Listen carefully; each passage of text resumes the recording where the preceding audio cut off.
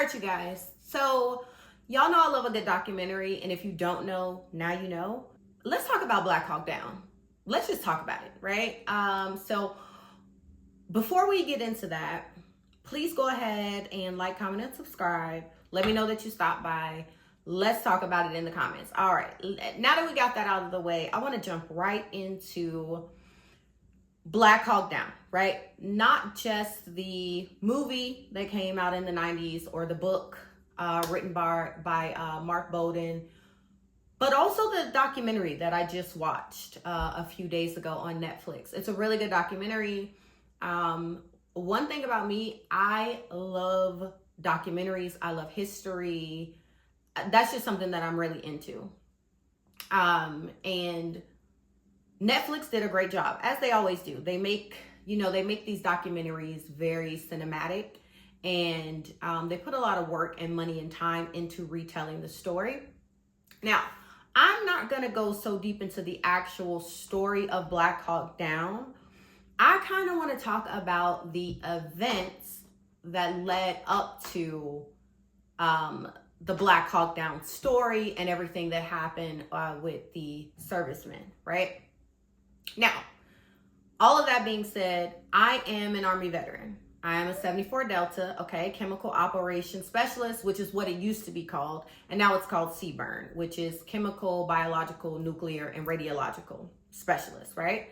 And if you've ever seen the movie Jarhead, like that was my job, working in the NBC room, training like infantry and different divisions and platoons on what to do if there was ever a biological, nuclear, radiological event, right? You know, someone drops a bomb and gases everyone. The CS chamber, and that's what the gas is called. It's called CS gas. That was my job, right? Was to gas people, get gassed, and you know, how to prepare so that you don't freak out and you don't die. How to put on your MOP gear so that you don't die. Okay, full hazmat. It's called MOP 4. MOP 4 is like full battle, all your gear on. And it goes like MOP 1, 2, 3, 4. Anyway, the thing is, being an Army veteran, I don't always like to watch these actual event depicted movies. It's just not for me.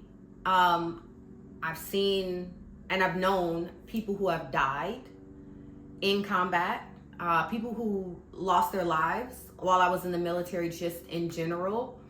Being in the Army, it is a lot of brainwashing that goes on. I remember they used to wake us up every day with the speakers blaring, "Let the bodies hit the floor." And I don't know if you guys know that song, but it is like a super hard rock. Let the bodies hit the floor. Let the bodies, like, if I ever heard that song outside of a military event, I would probably freak out, right? But there's a lot of brainwashing, right? And so for me, watching actual military stories and events where people have died and there have been high levels of PTSD, it's hard to watch.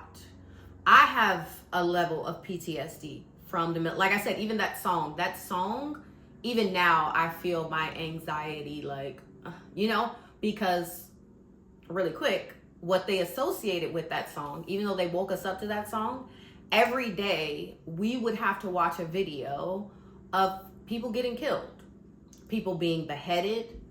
I mean, very gory visuals of war and things that come with that. And the brainwashing science behind that is so that if you're ever in a war zone and you see this, you're probably going to freak out, but it's so that you don't freak out as much. So they prepare you for, you may see someone get their head cut off. You may see someone blown up and body parts and blood and guts, and you will see these things, right? So they brainwash you so that you are as prepared as you're going to be. Now, all of that being said, that is why I have PTSD and trauma attached to being an Army veteran, right? And so I don't don't like watching those movies. Lone Survivor, Shooter, Sniper, Black Hawk Down, like real events that have happened to watch is it's a thing. There was one, and I believe it's Lone Survivor. That's the one with Mark Wahlberg. Let me tell you guys, right? Is that the one with Mark Wahlberg? Yes. There is a like 15-minute scene when they are running through the mountains of Afghanistan, being chased by the Taliban, and they're falling down rocks and mountains, and they're having to climb up. They're being shot. They're being chased and hunted, and like that scene is so hard to watch. It is so hard to watch, and so anyway, because it's a lot. So anyway, that's why I don't like watching military movies. Now, for Black Hawk Down, I think I more recently learned of the historical events that led up to the day of the two choppers or helicopters, the Black Hawks, or the military helicopters being shot down out the sky, right? Because there were two, right? It's just Black Hawk Down, but there were actually two helicopters that were down by the Somali people. This is the thing, though. I want to talk about the events that led up to that, because that's actually more concerning. And then there's a I don't know, there's a feeling that I feel was, there is a narrative that I believe America was given about the Somalians in Mogadishu. So let's talk about that. So let's talk about the events that led up to Black Hawk Down, or the Battle of Mogadishu. So Mogadishu is in Somalia, which is on the eastern coast of Africa, okay, the continent Africa. And in the early 90s, there was a warlord, Farrar Adid, I think it's Muhammad Farrar. I should just look it up. I got my laptop right here. So his name, right, Muhammad, I was correct. Muhammad Farrar Adid. And so he was a warlord. And in Mogadishu, basically, there was famine. There were Somalians being killed, women being raped, all of the bad things that we see, that we saw in the early 90s as it related to Africa, right? And this was just a war-torn, poverty-stricken country, Somalia, right? It just, and we've heard the stories about Somalia, and we'll get there as it relates to like piracy and things like that. We'll get there.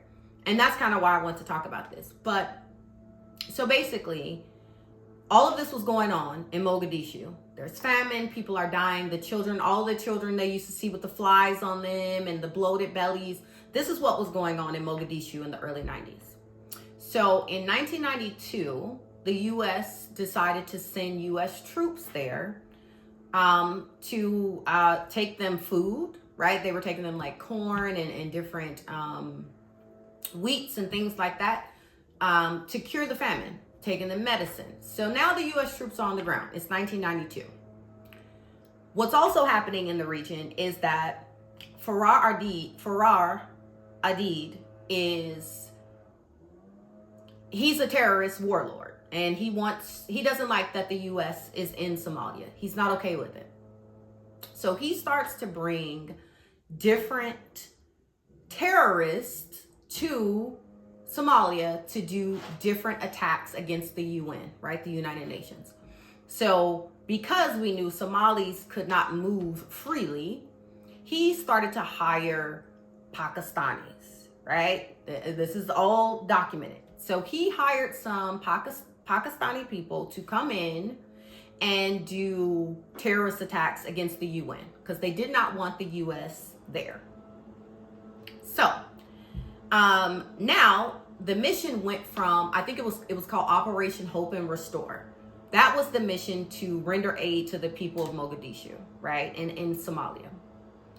The problem was they didn't want them there. So now once they're there, they're being attacked. The US, the UN, the troops. They're being attacked by Adid's militia. And the militia is, like I said, people from Pakistan. He had different people in the region that he was hiring to come over and do these things, because the Somalis couldn't move as freely without being noticed as part of Adid's militia. So now, October 1993, they need to go and they need to kill Adid, or matter of fact, let me take a break. Let me take a step back from October 3rd, 1993, which is when the Battle of Mogadishu happens. Leading up to that, you have different missions from the U.S. Army Rangers, Delta Force, which is like an unspoken group that does like the toughest and roughest and hardest missions. They were tasked to go out and find Adid, anyone related to his militia, and bring them in or kill them, whatever, right? It's a capture, kill, just we have to stop the threat in the area. So the Army Rangers were sent to be sort of the bodyguards for Delta Force. So Delta Force has the mission, the Rangers protect Delta Force's security, and they work in tandem to free the region of Adid's, rule, okay? There are several fights that happen, and, the people in Mogadishu are not happy because, and I believe, because the Rangers were a group of young white men, okay? We're only going to talk facts. This isn't a racial thing, but it is a racial thing. There's always a racial undertone to a lot of the events that have happened in history, right? So let's just have an open and honest conversation about what happened. These are young white men who, and they're young, 18, 19, 20, 21, 22. These are young men who have been taken from the United States, or volunteered to be taken from the United States and put into a war zone where the people here don't have any consciousness of the luxuries of the United States, right, at this time. Because the internet is not big, right? There's no, let me jump on Google, let me have my cell phone. Like, none of this is happening in the early 90s. So the consciousness of the people there is very limited to what's actually going on. They may have heard stories about people who went to the US and they want to go to the US because it's the land of the free, but they have no consciousness of how free we have it, right? They don't want the US there because they don't know any better. And I'm not saying that the Somali people are not smart, but I'm just saying, if you've never known anything, if you've never heard of something, never seen it, you will not know of it. It just isn't in your consciousness. It doesn't mean that you're stupid. It just means that you are ignorant to what it is. You just don't know. You just don't know, right? They don't want the US there. The US are bombing people. They are coming over with their Black Hawks like every day. You hear accounts from the people in the Netflix documentary. You hear accounts from people about how every day the Black Hawks are back and forth over their head. When they hear it, they know it's something coming. There's a building being bombed. There were attacks that were happening in the villages in Mogadishu that were, I gotta say this. I think that the Americans that were there, they didn't care. They didn't care. They were there on a mission to kill Adid and anyone associated with him. But men in these villages, there's nothing to distinguish them from being a part of the militia, or being an elder, or being someone who went to school, or being someone who was with their family and a farmer, or, you know what I mean? There's nothing to designate them as not being a part of the militia. So I do believe that the US came in and were very harsh and forceful and didn't give a shit about who they killed. If you looked like you were a part of the militia, you were going to get shot. You were going to get arrested. You were going to be taken in. It just is what it is. And so the people there went from welcoming the US to seeing how they were being treated. And now they're like, we don't want y'all here. And I want to give grace to my fellow Army veterans or troops at the time, I want to give them also grace because, again, these are young men who are coming from the luxuries of the U.S. Even if you were poor, you were never as poor as what you saw in Somalia, right? So there is a level of I'm more intelligent than you, and in a lot of cases, probably so. I am here. You are not my equal. You are less than. And I'm just here trying to help you. But if you at any point are in the way of my mission, you can be discarded and disregarded. And we don't care because I'm not here to be your friend. I'm not here to take care of you. I'm actually here on a mission from the military. You know what I mean? So I'm also giving them grace because they were there to do a job. Now, being a humanitarian and just having like a sense of humanity, being around people who you know don't have, there should be something that clicks in you. And in the documentary, I think at some point at different points, they all realized it. But with the military brainwashing, guys, the mission is critical. The mission is the mission, and nothing should get in between you and your mission. And we are taught that. We are ingrained in that. All right. So they don't want them there. And now they have gotten some intelligence, which they were getting bad intelligence too, by the way, because of course, some of the people on the ground did not want Adid to be captured. And especially when the U.S. started to bomb and kill innocent people, anger sort of like doubled and tripled. It went from thank you for helping us and giving us food and aid to you're killing us. You're not even helping us anymore, right? So they get a new mission. They need to go and capture one of the high-ranking officials for Adid. They need to go and capture him, right? They have a location where he's going to be, and they come up with a plan to go and get him. Now, one of the Somalis that's in the documentary, I can't think of his name, but one of the guys, he said he was all about the U.S. helping them. And one day they get caught at a checkpoint, and the U.S. pull him out, and he's like, they're like, why do you have a gun? He has a gun because he has to travel from different cities and different towns within Somalia. And if you weren't a part of Adid's regime or militia, they would kill you. They didn't care. So he had a gun for protection, and they didn't believe him. Why do you have a gun? Oh, you must be a part of the militia. You must be with Adid. And he's like, no, I'm not. And so at these checkpoints, they were roughing up the locals.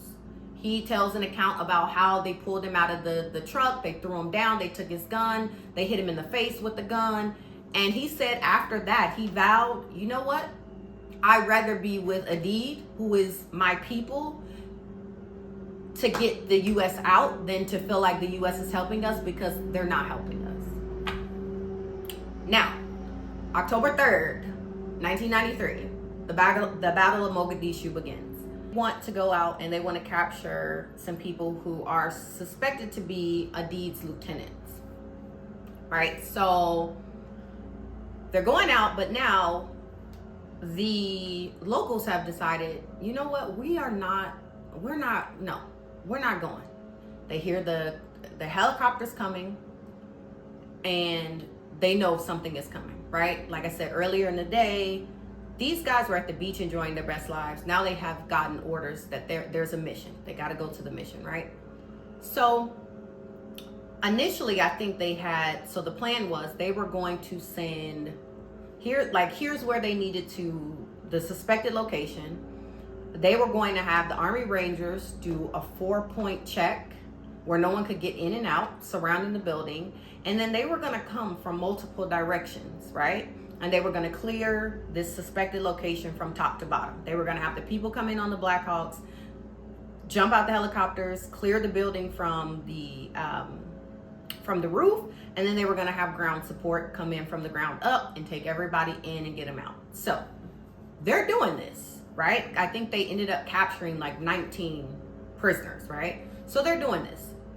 However, while they're doing this, the militia, which is now really just the locals who are fed up with the way that the U.S. is treating them in their own country, in their own house. Yeah, that's really the biggest issue. I know that the U.S. wanted to help and they went there to help, but they weren't helping. I mean, they were helping to an extent, but I believe that they didn't care enough about the people to help in a way that was, well, and again, I have to give them grace because they had a mission. It's tough. It's tough. Anyway, so while they are getting the prisoners, they're getting shot at. They're having to retreat. I think at one point they went to the wrong location. One of the groups went to the wrong location. So that threw everything off, and then they got kind of pinned down by fire there. So they're calling in for backups. And at one point, now that they're having it's a battle. Now one of the Blackhawks comes, and one of the people on the ground, obviously they have a skyrocket. They hit the Blackhawk. It goes down. So now they're like, oh shit, we have to, now the mission will always be to protect the U.S. soldiers, right? And if at any point you can do both, which is complete your mission and protect your team, you'll do both. Once the helicopter went down, once the Black Hawk went down, now the mission is we have to go and make sure that our people are okay, right? Because you never leave a fallen comrade. That is part of like the oath of being in service. You never leave a fallen comrade. Like that's literally one of the line items in the Army oath, right? So now they have to change missions, and they have these prisoners that they're gonna put some of them on the Humvees and get them back to the base. And then there's gonna be a different group that now has to go and recover, is it a recovery mission or a saving mission? They don't know, but they have to go and make sure that the equipment is secured, that any bodies are secured. If someone died, right, they have to do that. That's now the new mission. So now they have to go on a plane to get there. But when the Black Hawk goes down, all of the militia on the ground, they're also thinking the same thing. Oh, we just shot this helicopter down. We also need to go and get to that helicopter. We want to take the supplies. We want to take prisoners. We want to, right? They have their own agenda. So now you have the U.S. forces and you have the Somali militia all going to the same spot, and they're in parallel running there. And so the whole while they are on their way to the first Black Hawk that went down, they are shooting. People are getting shot, people are getting killed, people are getting grazed, all these things are happening, right? And they are outnumbered because this is like the entire village, right? They are all like, we don't want the U.S. there. So this is hundreds of people against, I don't know, 20, 30 Americans. And it's not 20, 30 Americans in one spot. It's like 5 here, 7 here, right? They're all kind of spread out. So they get to the chopper. I think there was like one person who survived, and like I think 2 of the people on the Black Hawk died, I think. But they're able to the 2 that died, I think they like wrapped them up, and they were like mutilating their bodies, the Somalis, mutilating the Americans' bodies, dragging them through the streets. Like it was a lot going on. It was a lot going on, and it's very barbaric, but that's how they were living, right? They're not from the U.S., so there's a different set of consciousness there on what they would do if they caught someone who was trying to kill them, if that makes sense, right? They're not going to throw you in jail. They're just going to kill you because they're not thinking that, right? So anyway, now the group who was one of the Rangers, they're now in a house, a home, where a woman has just had a baby. She just had a baby. Their family has nothing to do with it. It's like the mom, the dad, and like, I don't know, a sister or brother, and then the newborn. And so they go into these people's house, and now they are having a firefight with the Somalis, right? This is one of the groups. Another one of the groups is pinned down in a Humvee. They're in 2 Humvees in a convoy. They're fighting. All this is going on, and then guess what? Another Black Hawk comes in. They shoot another one down. This time it's like 3 blocks in the opposite direction. So now one of the groups here, they have to go to that one. They get to that one, and I believe 2 of the guys it was 3 people alive, I think, and 2 of the guys didn't die. And then one of the guys, because they made it to him, they actually took him as a prisoner, and he was in the documentary. Basically, right, it's a whole war, it's a whole fight. The convoy is lost because air support is telling them take a left, take a right. They're going in a circle. So at one point, some of the Rangers, they decide they're just going to go back to post because they're just driving in a circle, shooting at people at every turn. So they just decide to go back. A few other groups go back, they regroup. They say, okay, we need to go back and we need to get the people that are stuck in that house that are pinned down by the Somalis. We need to now recover 2 Black Hawks and any survivors, and anyone in between. They go back out. This time they have a bigger convoy.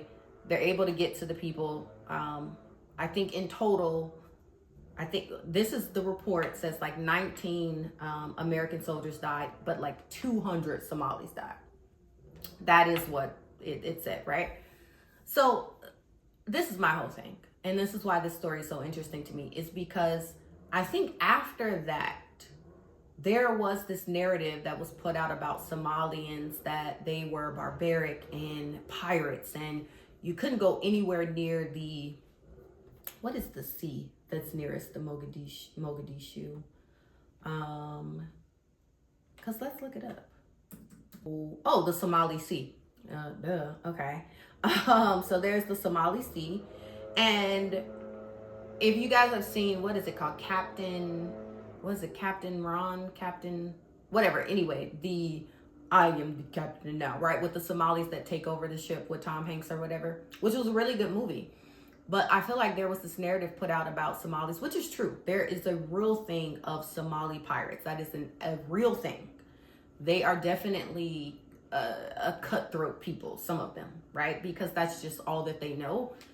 They have been ingrained and brought up in war zones, which included negative feelings about the U.S. So it is no surprise to me that any contact that Somalis have, Somalians who are still there or were there at that time, any contact they would have had with Americans or anyone that did not look like they were Somali or African will probably have a problem. And that's fair. I'm giving them grace. Just like I gave the soldiers grace because they have a mission. They're there to do a mission. The Somalis are there. That's their homeland. They don't want you there. They're like both sides are right. There is a real dichotomy here of, I really can't pick one side or other because I think that both were right and both were wrong at different parts. But yeah, it is a really good documentary. I love that Netflix does this. It's always a good view. If you're into history like me, I recommend going and watching it. The actual movie, like I said, I'm not someone that likes to watch military movies. Documentaries is different, but like reenactments of like real things, I'm kind of like, not my favorite thing. So I've never seen the actual movie Black Hawk Down. Really don't want to. I'm more interested in the actual history than the adaptation of the history, right? Which, they add a whole bunch of fluff and all type of nonsense in it. So I'm not interested in that. Give me the real story. And then there's also a book by Mark Bowden, Black Hawk Down, which talks about the story as well. So if you don't know the story and you don't want to watch the documentary or read the book or see the movie, Google's your friend. Type it in, bruh. Type it in. Google's your friend, bruh. You gotta do that. Sorry, I needed to get my Jay-Z lyric. All right, guys. So let me know what you think. Did you see the documentary? Are you familiar with the story? Do you understand what I mean when I'm saying, because maybe it's just me because I'm an Army veteran, I do have a soft spot for the military that was there because they were there to do a job. Do I think they were being assholes to the people? Absolutely. To the locals? Absolutely. For the locals, I felt really bad for them because you have someone coming into your land, your village, and telling you what to do. Now, it's one thing if you're coming to my village and you're giving me things that I need to survive, but when you start coming in and you are hostile and harassing me, then it becomes, I don't want you there. So you guys see that perspective too.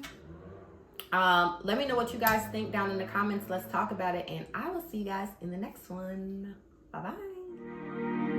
Air long, money long. You know I'm back. Body fire, face crazy. Just you.